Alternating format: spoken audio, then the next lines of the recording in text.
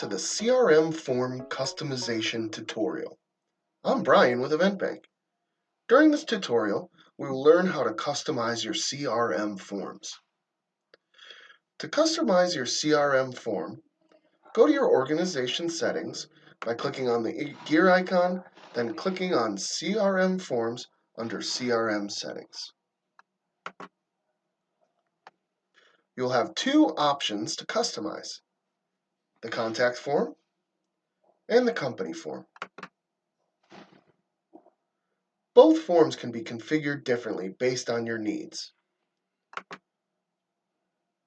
To add a field into the form, click on an existing field or drag and drop it into the form in the preferred place.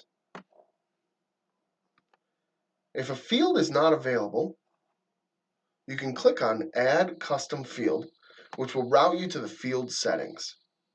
Not sure how to add a custom field? A link to that tutorial is in the description below.